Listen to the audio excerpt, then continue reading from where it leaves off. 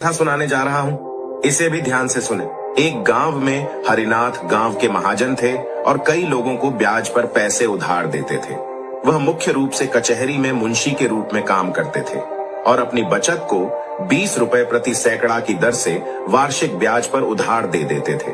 वे ज्यादातर गरीब लोगों को ही पैसे देते थे और अमीर लोगों से बचते थे।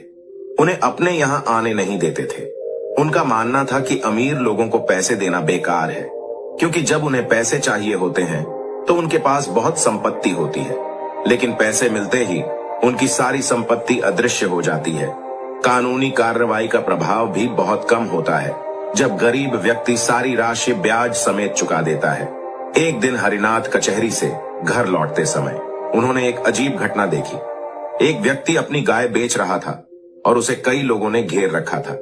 कुछ लोग उसे पैसे दे रहे थे तो कुछ उसके हाथ से गाय की रस्सी खींचने का प्रयास कर रहे थे, परंतु वह गरीब व्यक्ति हर बार खरीदारों का मुंह देखकर कुछ सोचता और फिर रस्सी को और भी दृढ़ता से पकड़ लेता। गाय बहुत ही मनोहर थी। वह छोटी सी थी और दूध से भरी थी। वह व्यक्ति बहुत ही दुखी मालूम होता था। वह बड़े ही करुण नेत्रों से गाय को देखता और दिल महसूस कर रह जाता। हरिनाथ गाय को देखकर रींझ गए। पूछा, क्यों जी, यह गाय बेचते हो? क्या नाम है तुम्हारा? वह व्यक्ति हरिनाथ को देखा तो प्रसन्न मुख होकर उनके समीप जाकर बोला, हाँ हुजूर, बेचता हूँ। कहाँ से लाए हो? तुम्हारा नाम क्या है? नाम तो श्रीधर है, कचौली में रहता हूँ। ये गाय दूध देती है? हाँ हुजूर, एक बेला में 4 शेर दूध लीजिए। इतनी सीधी है कि बच्चा भी दूध निकाल ले।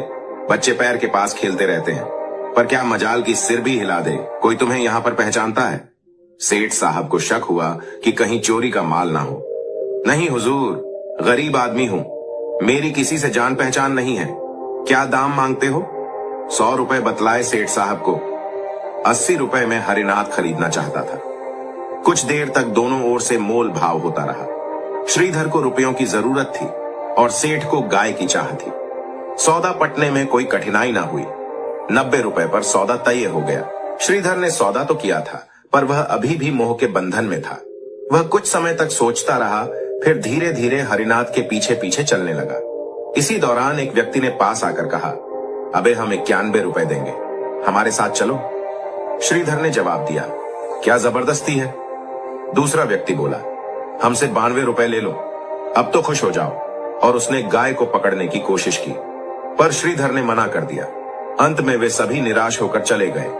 जब हरिनाथ थोड़ा आगे बढ़ा तो श्रीधर ने कहा, हुजूर, आप अच्छे इंसान लगते हैं, आप इसे पालेंगे और इसकी सेवा करेंगे। ये सब तो कसाई थे, मैं इन्हें 100 रुपए में भी मेरी गाय नहीं बेचता।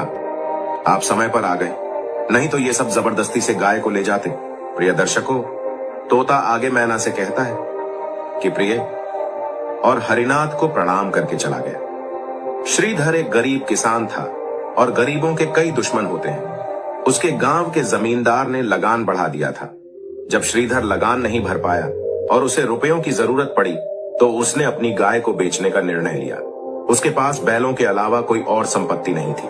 वो इस गाय को अपनी जान से भी ज्यादा प्यार करता था, पर रुपयों की जरूरत ने उसे मजबूर कर दिया। उसे मजबूरी में गाय बेचनी पड़ी। कचौली में कई घर थे और अब कई सालों बाद महाकाल जाने का रास्ता खुला था। गांव के कितने ही स्त्री पुरुष महाकाल दर्शन करने चल पड़े। श्रीधर की बूढ़ी माता भी महाकाल के लिए तैयार हुई।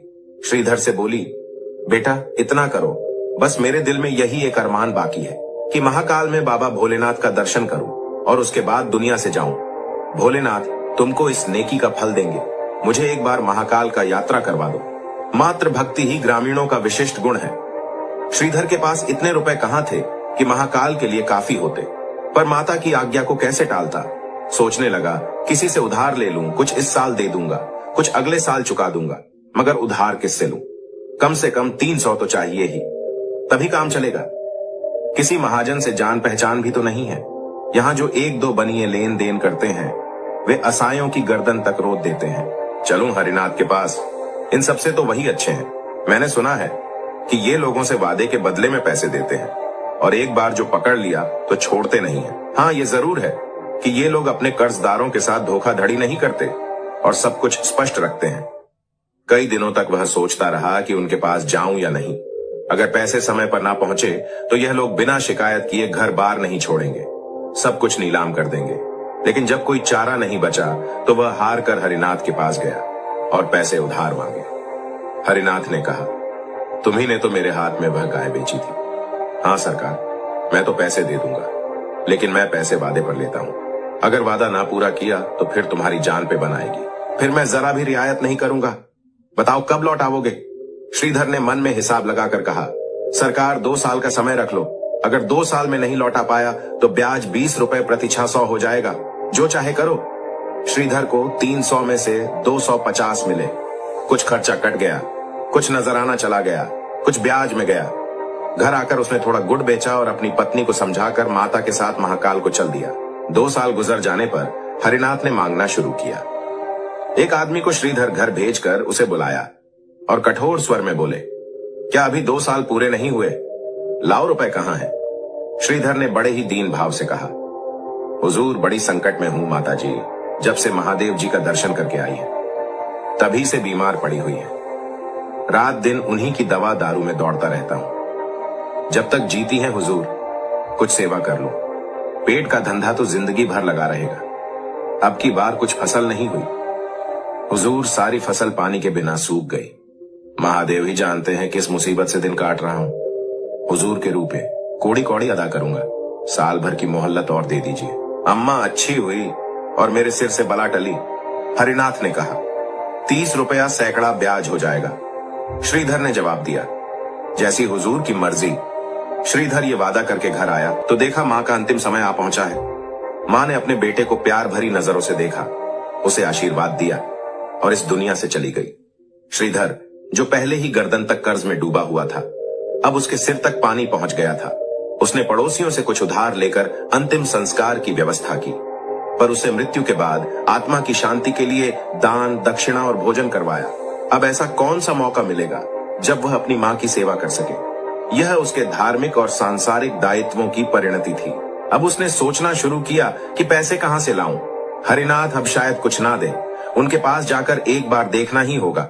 शायद मेरी दुर्दशा सुनकर उन पर दया आ जाए। वे बड़े आदमी हैं, उनके लिए 100-200 कोई बड़ी बात नहीं है। इस तरह सोचते हुए वह हरिनाथ के पास गया। रास्ते में हर कदम उठाना कठिन था। किस मुंह से जाऊं? अभी 3 दिन ही हुए हैं। मैंने साल भर में पिछले उधार चुकता करने का वादा किया था। अब अगर 200 रुपए और मांगूंगा तो वे क्या सोचेंगे? अगर मैं उनकी जगह होता तो कभी ना देता। उन्हें जरूर लगेगा कि मेरी नीयत ठीक नहीं है, कहीं लज्जित कर दिया। पूछे तेरे पास कौन सी बड़ी जायदाद है जिस पर तू रुपयों मांगता है, तो मैं क्या जवाब दूंगा? जो कुछ जायदाद है वह यही दोनों हाथ हैं, उसके सिवा यहाँ क्या है? परंतु इन निराशाजनक शंकाओं के होने पर भी वह धीरे धीरे आगे बढ़ा चला जा रहा था, जैसे कोई अनाथ विधवा थाने में फरियाद लेकर जा रही हो। हरिनाथ कचहरी से आकर अपने स्वभाव के अनुसार नौकरों पर बिगड़ रहे थे।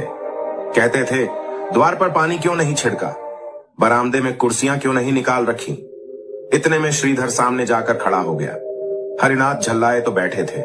रुष्ट होकर बोले, तुम क्या करने आए हो जी? क्यों मेरे पीछे पड़े हो? मुझे इस वक्त बातचीत करने की फुर्सत नहीं है। श्रीधर कुछ ना बोल सका। ये डांट सुनकर वह इतना हताश हुआ कि उलटे पैरों लौट पड़ा। सोचने लगा, हुई ना वही बात, यही सुनने आया था। मेरी अक्ल पर पत्थर पड़े थे। हरिनाथ को कुछ दया आ गई। जब श्रीधर सीढ़ी से नीचे उतर गया तो बुलाया। जरा नरम होकर बोले, कैसे आए थे? क्या कुछ काम था? नहीं सरकार, यूं ही सलाम करने चला आया। कहावत नहीं सुनी तुमने? किसान बिना मतलब के किसी को सलाम नहीं करता। क्या मतलब है बताओ? श्रीधर फूट फूट कर रोने लगा। हरिनाथ ने अनुमान लगा लिया, उसकी मां का निधन हो गया है। उसने पूछा, क्यों? श्रीधर, क्या तुम्हारी मां स्वर्गवास हो गई है? हाँ, आज 3रा दिन है। रोने से क्या लाभ, धैर्य रखो। भोलेनाथ की यही इच्छा थी। ऐसी मृत्यु पर शोक नहीं करना चाहिए। आपके हाथों से उन्हें आग मिल गई, अब और क्या चाहिए? मैं कुछ कहने आया हूं लेकिन हिम्मत नहीं हो रही। पहले से ही बहुत कुछ बाकी है, अब और किस मुंह से मांगू? पर भगवान शिव जानते हैं कि कहीं से 1 पैसा भी नहीं आ रहा। मुझे ऐसा काम करना पड़ रहा है कि अगर नहीं करूं तो जीवन भर पछताऊंगा। मैं आपसे कुछ कह नहीं सकता। आगे आप मालिक हैं, ये समझकर दे दीजिए कि कुएं में डाल रहा हूं, अगर जीवित रहा तो हर कौड़ी सूद समेत चुका दूंगा, पर इस वक्त मना मत कीजिए। सेठ साहब ने कहा, 300 तो हो ही गए हैं, 200 और मांगते हो? 2 साल में कुल 1000 हो जाएंगे, इसकी खबर है। भोलेनाथ, चाहे तो 2 बीघा गन्ना उग जाए तो 1000 रुपए आ सकते हैं। भोलेनाथ ने चाहा तो मैं आपकी समय सीमा के अंदर सारा कर्ज चुका दूंगा। हरिनाथ ने फिर से 200 दे दिए। जो लोग उनके व्यवहार से परिचित थे, उन्हें उनकी इस रियायत पर बड़ा ही आश्चर्य हुआ। खेती की हालत अनाथ बालक जैसी होती है। जल और वायु अनुकूल रहे तो अनाज के ढेर लग जाते हैं। इनकी कृपा ना हुई तो लहलहाते हुए खेत भी कपटी मित्र की भांति दगा दे जाते हैं। ओला और पाला सूखा और बाढ़, टिड्डी और दीमक और आंधी से प्राण बच जाए तो फसल खलिहान में आ जाती है, और खलिहान से आग और बिजली दोनों का ही बैर है। श्रीधर ने कलेजा तोड़कर मेहनत की। दिन को दिन और रात को रात ना समझा। बीवी बच्चे दिलो जान से लिपट गए। सारा गांव दांत तले उंगली दबाता था। लोग श्रीधर से कहते, यार अब की बार तुम्हारे फसल ज रही है, इस बार तो सारे कर्जे हट जाएंगे, अब की बार बेड़ा पार हो जाएगा। श्रीधर सोचा करता कि अब की ज्यों ही गुड़ का रुपया हाथ में आएगा, सबके सब ले जाकर हरिनाथ के कदमों में रख दूंगा। यदि वह स्वयं उसमें से 2-4 रुपए निकाल कर देगा तो मैं ले लूंगा, नहीं तो इस साल भी चुनी छोकर खाकर गुजारा कर लूंगा। लेकिन लिखी हुई बातें कौन मिटा सकता है। वह अग्नि का महीना था। श्रीधर खेत की मेड़ पर बैठकर रखवाली कर रहा था। ठंड के मौसम में उसके पास केवल एक पुरानी चादर थी, जिससे ओढ़ने के लिए उसने ऊख के पत्ते जला दिए। अचानक एक तेज हवा का झोंका आया और जलते हुए पत्ते खेत में उड़ गए। आग लग गई।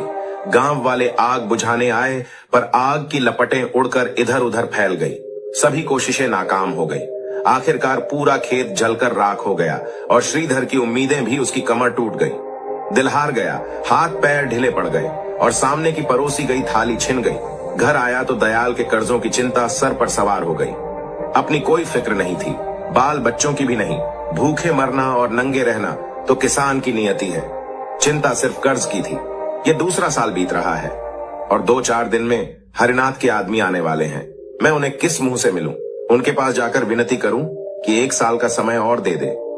पर 1 साल में तो 1200 हो जाएंगे। 1 साल में कौन सा पहाड़ टूट पड़ेगा। वो कितने अच्छे इंसान हैं। 200 रुपए उठाकर दे दिए। अब इज्जत तो खुदा के हाथ में है। मैंने तो अपना प्रयास करके देख लिया है। सुबह का समय था। श्रीधर अपने खेत की मेड़ पर खड़ा अपनी बर्बादी का मंजर देख रहा था। देखा, दयाल का चपरासी लठ लिए हुए आ रहा था कि प्राण सूख गए। भोलेनाथ, अब तो तू ही इस मुसीबत को आसान कर सकते हो। कहीं ये आते ही गालियां ना देने लगे। हे भोलेनाथ, कहीं छिप जाऊं। चपरासी ने पास आकर कहा, कल की मियाद खत्म हो गई है, तुम्हें पता है। सरकार से 1 दिन की भी देरी हो गई और उन्होंने शिकायत कर दी। अब भारी जुर्माना लगेगा। श्रीधर कांप उठा, बोला, यहाँ का हाल तो देख ही रहे हो ना। चपरासी ने कहा, हाल सुनने का यहाँ कोई काम नहीं है। ये बहाने किसी और को दो। 1000 निकालो और मेरे साथ चलो। श्रीधर ने कहा, सारी फसल जल गई है। बाबा भोलेनाथ जानते हैं मैंने अब तक कोई बेईमानी नहीं की। मैं ये कुछ नहीं जानता। तुम्हारी फसल का ठेका मैंने नहीं लिया। चलो, सरकार बुला रहे हैं। ये कहते हुए चपरासी ने उसका हाथ थाम लिया और उसे खींचते हुए ले जाने लगा। उसे घर में जाकर पगड़ी बांधने का भी अवसर नहीं दिया गया। 5 कोस की दूरी तय कर चुके थे और श्रीधर ने सिर उठाकर फिर से देखा। वह बस बार बार हे महादेव पुकार रहा था, क्योंकि अब उसे इसी नाम पर विश्वास था और यही उसकी हिम्मत को कायम रखे हुए था। अन्यथा वह शायद मर जाता। हरिनाथ अपने दरवाजे पर टहल रहे थे। श्रीधर वहां पहुंचा और उनके चरणों में गिर पड़ा और बोला, हुजूर, बड़ी मुसीबत में हूं। भगवान शिव जानते हैं मैं बर्बाद हो चुका हूं। क्या आपने सुना नहीं कि सारी फसल जल गई है, जैसे किसी ने खेत में आग ही फेर दी हो। अगर यह आपदा नहीं आती तो मैं आपका सारा पैसा चुका देता। अब आपकी क्या सलाह है? आपके आदेशानुसार ही करूंगा। मैं जानता हूं कि आपका पैसा मेरे सिर पर है और मुझे हर कौड़ी अदा करनी है। मैंने 2 बार वादे किए और दोनों ही बार वे झूठे साबित हुए। अब मैं वादा नहीं करूंगा। जो कुछ भी होगा वह लाकर आपके चरणों में रख दूंगा। मेहनत और मजदूरी से जैसे भी संभव हो सकेगा मैं आपके रुपए चुकाऊंगा। हरिनाथ ने मुस्कुराकर कहा, तुम्हारे मन में इस वक्त सबसे बड़ी कौन सी इच्छा है? श्रीधर ने कहा, यही हुजूर कि आपके रुपए अदा हो जाए। सच कहता हूं हुजूर, भगवान शिव जानते हैं अच्छा तो समझ लो कि मेरे रुपए अदा हो गए। इसे कैसे समझा जाए? यदि मैं यहाँ नहीं दूंगा तो वहां देना पड़ेगा। अब श्रीधर इसकी चिंता मत करो, मैं तो बस तुम्हें परख रहा था, सेठ ने कहा। श्रीधर, मैं इतना बोझ उठाकर नहीं मर सकता। कैसा बोझ सेठ? सेठ ने कहा, तुम्हारे ऊपर तो कुछ भी नहीं है, और अगर होता भी तो मैंने माफ कर दिया है। अब तुम मेरे एक पैसे के भी देनदार नहीं हो। असल में मैंने तुमसे कर्ज लिया था और वही चुका रहा हूं। मैं तुम्हारा कर्जदार हूं, तुम मेरे नहीं। तुम्हारी गाय अब तक मेरे पास है। उसने मुझे कम से कम 2000 का दूध दिया है और 2 बछड़े मुनाफे में दिए हैं। अगर तुमने यह गाय कसाईयों को दे दी होती तो मुझे इतना लाभ कहां से होता? जब तुम इतने गरीब और नादान होते हुए भी गाय की जान बचाने के लिए 50 रुपए का नुकसान उठा सकते हो, तो मैं अपनी 100 गुनी हैसियत रखकर तुम्हारा कर्ज माफ कर दूं तो ये कोई बड़ी बात नहीं है। तुमने भले ही जानबूझकर मेरे ऊपर कोई एहसान नहीं किया हो, पर असल में वह मेरे धर्म का एहसान था। मैंने भी तुम्हें धर्म के काम के लिए ही पैसे दिए थे। इस तरह हम दोनों बराबर हो गए। आपकी गाय के दोनों बच्चे मेरे यहाँ हैं। अगर चाहो तो ले जा सकते हो, ये तुम्हारी खेती में काम आएंगे। तुम एक ईमानदार और नेक व्यक्ति हो। मैं हमेशा तुम्हारी मदद के लिए तैयार रहूंगा। अगर इस समय तुम्हें पैसों की जरूरत है तो जीतने चाहो ले सकते हो। श्रीधर को ऐसा लगा जैसे उसके सामने कोई फरिश्ता बैठा है। वह धन्यवाद भी नहीं कह पाया और आंसुओं को रोकते हुए बोला, हुजूर, इस नेकी का बदला बाबा भोलेनाथ आपको देंगे।